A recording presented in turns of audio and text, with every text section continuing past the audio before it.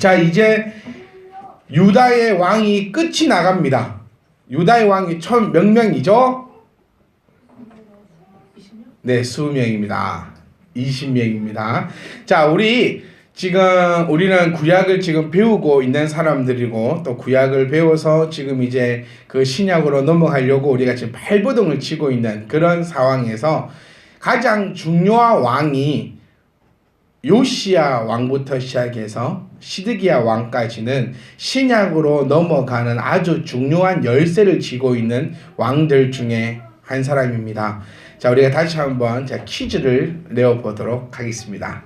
자, 요시야 왕 때 무슨 전쟁이 있었지요? 네, 무깃도. 뭔데 이게 아니고 무깃도 전쟁이고요. 무깃도 전쟁은 누구와 한 전쟁입니까?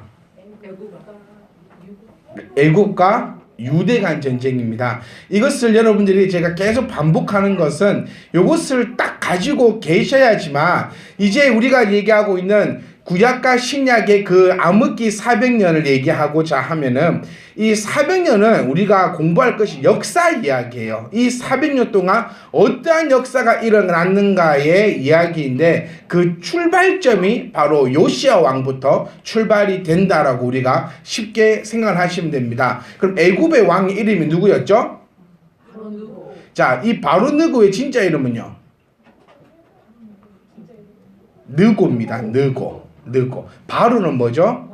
왕입니다. 왕. 그러니까 바로 느고가 풀네임이 아니고 바로는 뭘 지칭을 하죠? 왕을 지칭하는 얘기고 느고는 이름을 지칭하는 겁니다. 당군은 누굽니까? 당군의 이름은 뭐죠? 네? 왕검. 맞죠? 왕건 말고요. 왕건은 어느 나라입니까? 고려죠, 고려. 아직 무한도전 다 보셨나 봅니다. 무한도전에 이 내용이 나오고 있었습니다. 그럼 당군이라 한 것은 또 고조선 시대 때에 지칭하던 왕의 이름입니다. 똑같습니다. 그러니까 우리 고조선 하면 다 당군이 몇 년에 살았냐고. 우리 바로가 몇 년에 삽니까? 헤롯이 몇 년을 삽니까?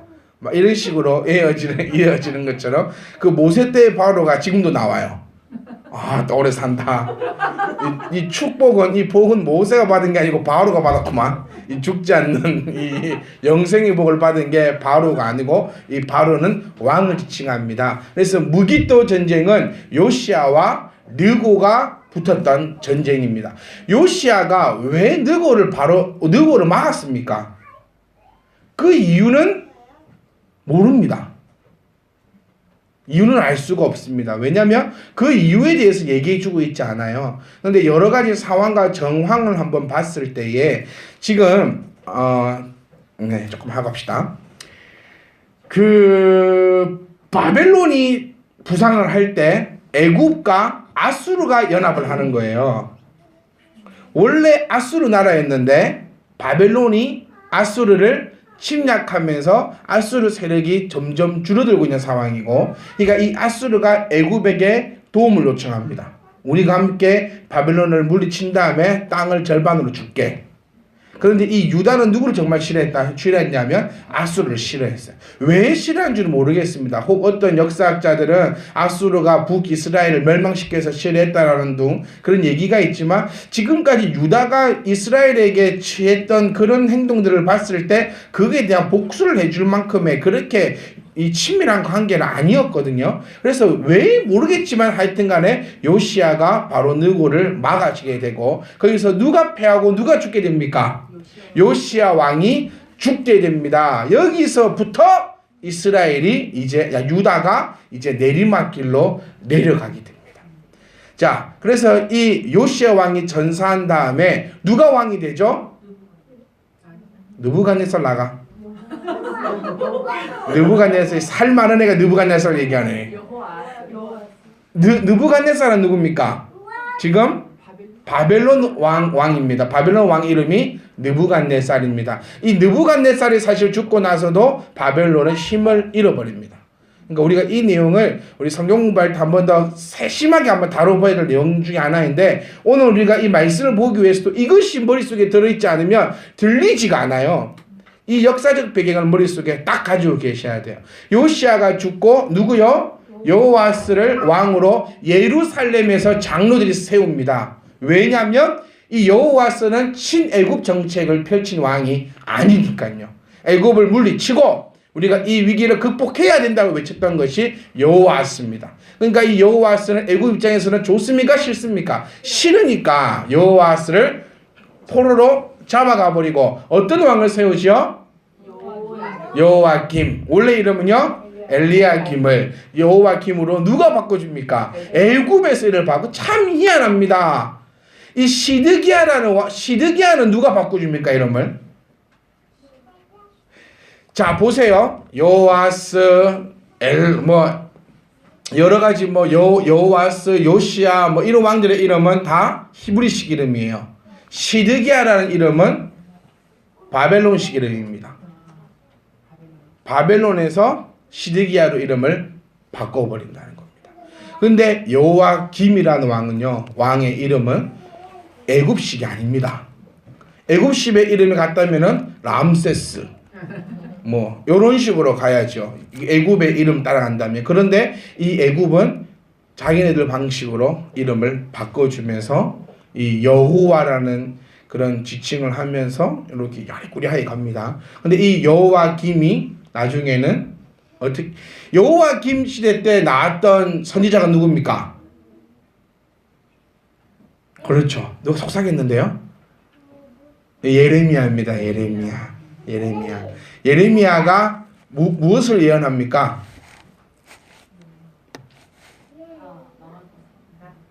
70년 망하고 70년 동안 이렇게 저렇게 할 거다라고 예언을 하고 그 예언대로 여호와김은 이렇게 저렇게 이렇게 돼가지고 또 그 후손으로 여호와긴이라는 왕이 오늘 본문에 나오는 얘기입니다. 여기까지 이해하시겠죠? 조금 더 재밌고 조금 더 자세하게는 성경 공부 시간에 나누도록 하겠습니다. 여호와긴의 이름의 뜻은 야훼께서 성취하신다라는 뜻을 가지고 있습니다. 18세의 왕위에 오릅니다. 그런데 겨우 3개월 10일 동안 통치한 단명의 왕입니다. 애국과 바벨론 틈바구니 속에서 지금 아주 이 불이 꺼질 만한 지금 그런 상황, 나라 지금 위태위태해요. 위태위태한 상황에서 왕이 되었는데 결국에는 어떻게 됩니까? 애굽이 바벨론에게 전쟁에 지게 되고 유다가 친애굽을 펼치지 않습니까? 기억나십니까? 친애굽을 펼쳤던 왕의 이름이 누구죠? 그렇죠. 여호와김입니다. 여호와김이 친애굽 정책을 펼침으로 말미암아 바벨론이 예루살렘을 둘러싸버리게 되고 그 둘러쌌을 때 왕이 바로 이 여호와긴 왕입니다.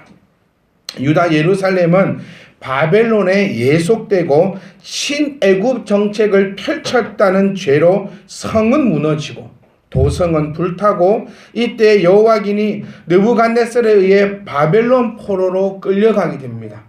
이 끌려갈 때에 왕족과 기인과 기숙자들과 공인들이 다 포로가 되었다고 오늘 우리가 읽었던 그 본문 말씀에서 이야기해 주고 있다는 것입니다. 여호와긴은 바벨론에 압송되어 에스겔과 함께 옥살이를 하게 됩니다. 그 옥살이의 기간이 몇 년입니까? 옥살이의 기간 37년입니다. 37년간 그는 옥에 갇히게 됩니다. 옥에 갇히게 되고 그가 옥에 갇혔을 때에 누구를 왕으로 세우지요? 그의 요 보시면요. 이 20절 보시면 여호와께서 예루살렘과 유다를 진노하심이 그들에게 앞에 쫓아내실 때까지 이르렀더라. 시드기야가 바벨론 왕을 배반하더라가 아니고 17절 바벨론 왕이 또 여호와에게 속고 마띠아를 대신하여 왕으로 삼고 그의 이름을 고쳐 시드기야라 하고 이 시드기야 또 바벨론을 배신하는 바람에 완전히 그의 열조가 문을 닫아버리는 말도 안 되는 일이 일어나게 된다는 겁니다.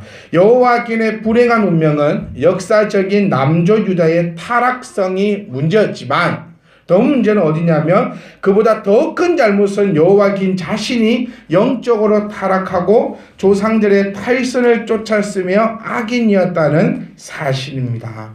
자, 여기서 우리가 이 여호와긴을 보면서 안타까운 게 뭐냐면요, 우리가 자주 얘기합니다. 가문의 저주. 가문의 저주는 있습니까? 없습니까? 가문의 저주는 없어요. 가문의 저주는 없는데 뭐는 있냐면 가문의 역사는 있습니다. 이 용어가 다른 용어입니다. 저주라는 것은 뭐냐면요, 나의 잘못과 상관없이 내려오는 게 저주입니다. 그것을 요즘 의학적인 얘기를 하면 뭐가 되죠? 유전이 되겠죠. 유전병이 좀 있죠. 뭐 당뇨도 뭐 유전이 된다 그러고, 또 뭐 탈모도 유전이 되나요? 비염도 유전이 된다. 하여튼 그런 유전. 그러니까 내가 하고 싶어서 한 게 아니고 이렇게 따라 들어오는 것을 유전이라 얘기하고, 저주 또한 그런 의미로 받아들이면 됩니다. 그런데 조상의 역사라는 것은 저주가 아니라 조상이 해왔던 그 역사를 답습함으로써 이루어지는 결과물이라는 거죠. 이해하십니까? 어저께 제가 무한도전을 별로 안 좋아하거든요, 사실. 저는 토요일날 무한도전을 안 봅니다. 그 시간에 TV를 안 봐요. 그냥 이상하게 무한도전을 보기가 싫더만요. 별 이유는 없는데 부러워서 그런가? 되게 재밌게 놀아서.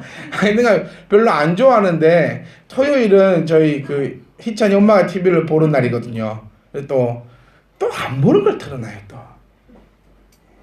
없지? 욕심이 있는가? 꼭 안 하는데 틀어놔요. 그래서 어저께 이제 또 앉아 있는데 완전 틀길래 보고 있는데 설민석에 나와서 그 얘기를 하더만요. 제가 참 인상 깊었던 얘기는, 지금에 일어난 이 문제를 옛날에 살았던 조상들에게 어떻게 해결하면 됩니까? 라고 물어보는 게 역사다. 그래서 화랑도를 이야기하더라고요.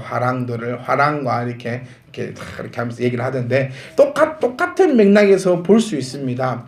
우리가 지금 성경을 보고 지금 우리 역사를 얘기하고 있는 것은 이 다윗을 바라보면서 뭐 어떻게 하자고, 다윗의 좋은 것은 닮아가고 다윗의 나쁜 점은 버려버린다면, 이론적으로 치면 우리는 다윗과 같은 자가 됩니까? 다윗보다 더한 자가 됩니까? 이론적으로는 그래요.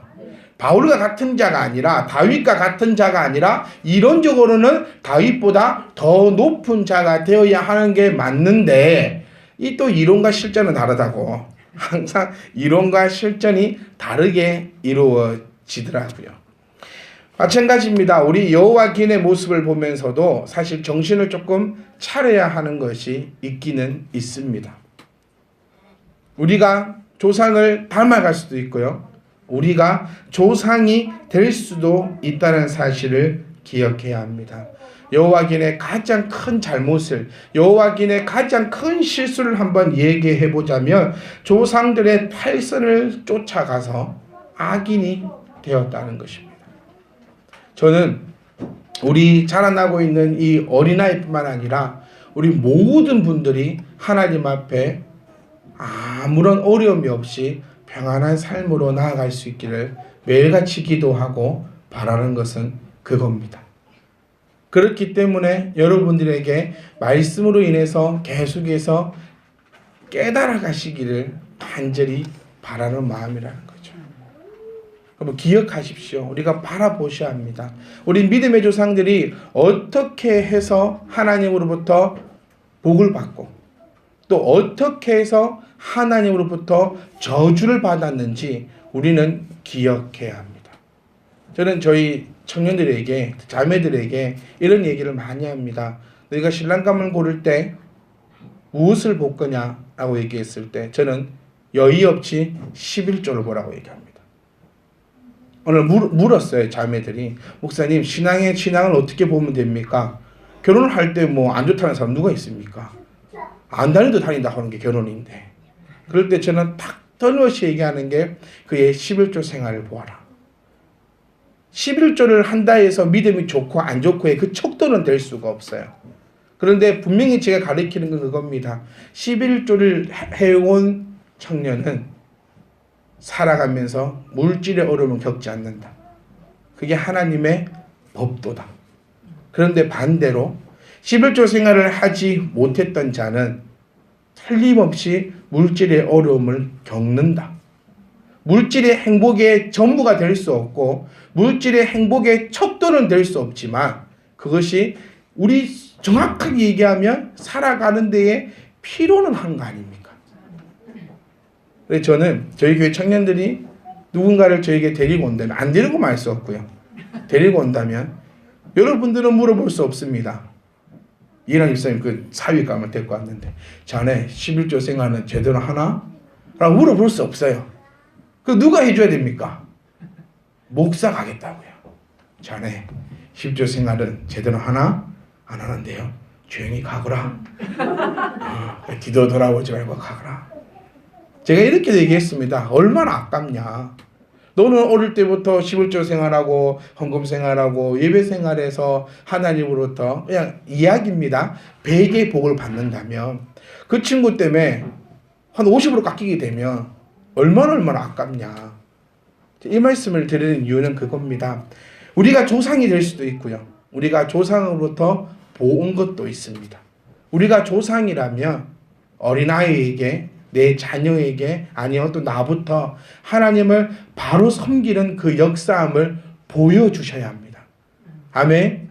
여호와 기니 아니 유다가 실패했던 이유는 그거라니까요.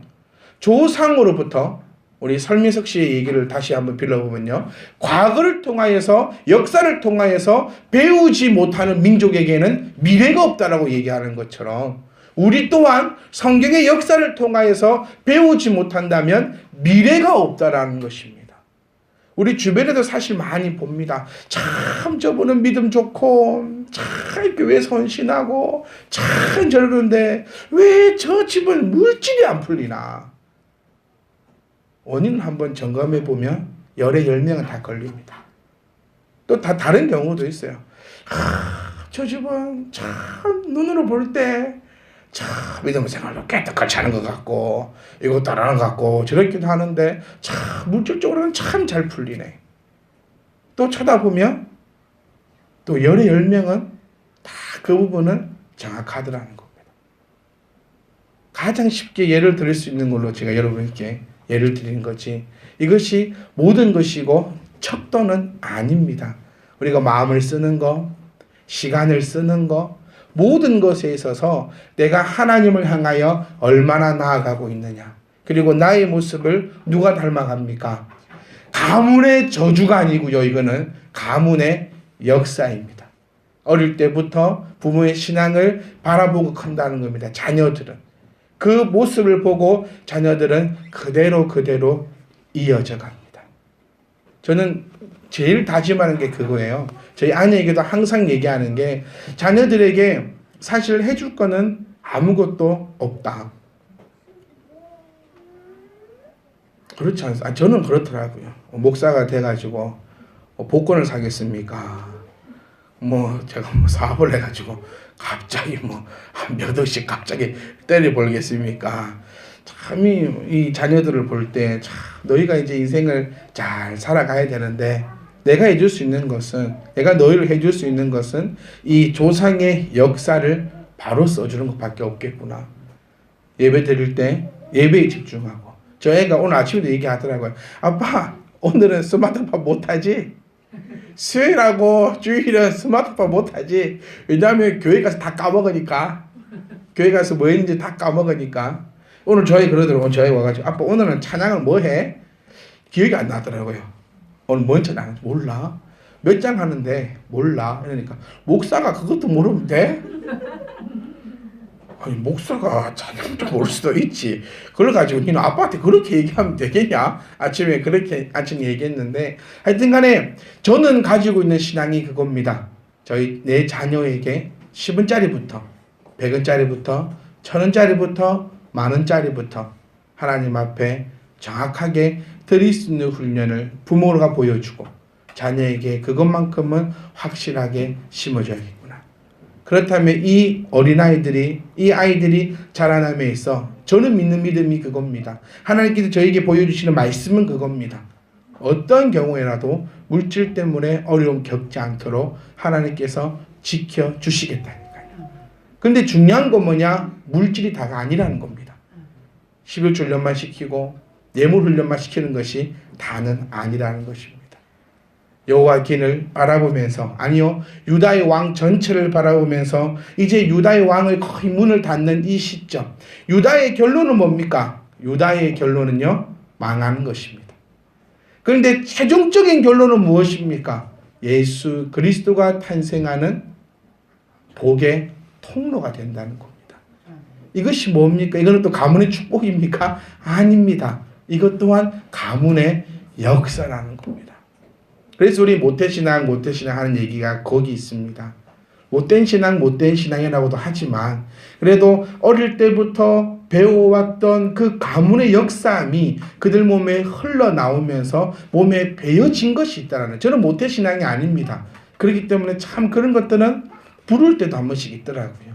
유다도 마찬가지입니다. 못됐고 타락했고 나쁜 역사를 가지고 왔지만 나쁜 역사만 있었습니까? 아닙니다. 다윗이라는 좋은 역사도 있었고 또 요 근방에는 요시아라는 좋은 역사를 가지고 있기 때문에 거기에 대한 역사의 흐름을 통하여서 그리스도가 그들 속에서 탄생하는 놀라운 복의 통로로도 이용되었다는 것을 우리가 꼭 기억할 수 있기를 간절히 소망합니다. 사랑하는 성도 여러분, 불행한 역사의 시련을 겪으면서도 깨닫지 못하는 왕을 우리는 보아야 합니다. 여호와긴의 아빠가 누구였죠? 이게 바로 팍 나와야 되는데 이게 아직 잘 우리 입에 잘 안 맞아요. 여호와긴의 아빠는 여호와김이었습니다. 여호와김이 어떻게 망했는가를 분명히 봤습니다. 그러나 여호와긴 또한 신애굽 정책을 펼치지 않습니다. 그러니까 얼마나 이게 애가 타는 상황입니까? 보고도 깨닫지 못하는 자. 저와 여러분들은 보고도 깨닫지 못하는 자가 되지 마시고, 우리가 사실 인생을 살아가면서 물질이 필요합니다. 아멘. 이거 필요 없다고 하시는 분 아무도 없어요. 그렇다면 내 부모도 한번 돌아보셔야 됩니다. 그리고 거기에 대해서 원망하거나 불평하거나 또는 감사하거나 축복하는 것이 아니라 그 모습을 바라보며 나의 역사를 새로이 써갈 수 있기를 소망합니다. 또한 내 자녀들에게 새로운 역사함을 이끌어 주셔야 합니다. 그렇게 될 때야 아름다운 교회, 아름다운 신앙이 되실 줄 믿고 소망합니다. 사랑하는 성도 여러분, 우리는 기억합시다. 유다가 왜 망해버렸는지. 여러분 기억하시면 떠오릅니다. 이미 머릿속에 다 입력되어 있는데 못 꺼낼 뿐이지 기억하시면 다 떠오릅니다. 우상 숭배하고 하나님의 것을 도둑질하고. 이 유다의 말론이 뭡니까? 제일 말세에 벌었던 일이 말라기서입니다. 진짜인데 아무도 믿지 못하세요. 말라기가 맨 마지막 유다에게 선포됐던 마지막 예언입니다. 그 예언의 종합적인 정리를 한번 해보면 이겁니다. 하나님은 유다 백성들에게 나는 너희를 사랑하였다라고 얘기해요. 유다 백성들이 이렇게 얘기합니다. 하나님 언제 우리를 사랑하셨나이까? 그 말 듣고 기가 차셨던 하나님은 그 뒤로 말씀하지 않으셨습니다. 다시 한번 말씀드려볼까요? 하나님은 유다 백성들에게 내가 너희를 사랑하였다라고 얘기하고, 유다 백성들은 하나님을 향하여 하나님이 우리를 언제 사랑하셨나이까? 그 물음과 답변이 마지막으로 하나님은 침묵하셨습니다. 하나님의 백성들에게 여쭈었습니다. 너희가 나의 것을 도둑질하고도 잘 사는구나. 백성들은 이렇게 답합니다. 우리가 하나님의 것을 언제 도둑질하였습니까? 하나님 백성들에게 얘기합니다. 너희가 나의 것을 마음대로 파괴하는구나. 유대 백성들은 이렇게 얘기합니다. 우리가 언제 하나님의 것을 파괴하였습니까? 오늘도 하나님께서 여러분들에게 말씀으로 이렇게 얘기하십니다. 내가 너희를 사랑하노라.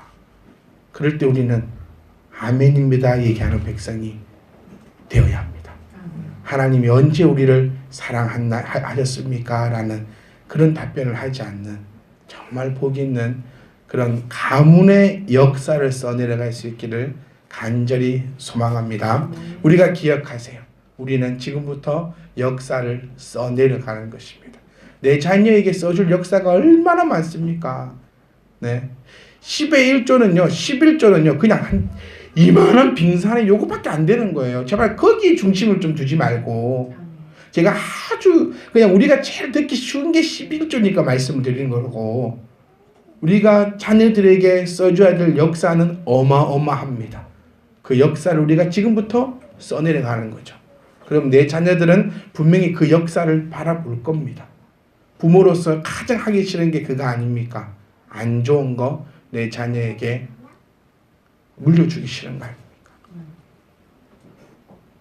우리를 통하여 우리의 가문이 영원한 하나님의 복의 가문이 될 수 있기를 간절히 소망합니다. 꼭 기억하세요. 과거의 역사를 통해 보면서 우리가 나아갈 길을 바라보며, 세상 역사는 그것으로 그냥 끝날 수 있겠지만 하나님의 역사함은 분명히 우리에게 생각지도 못한 응답으로 함께 하십니다.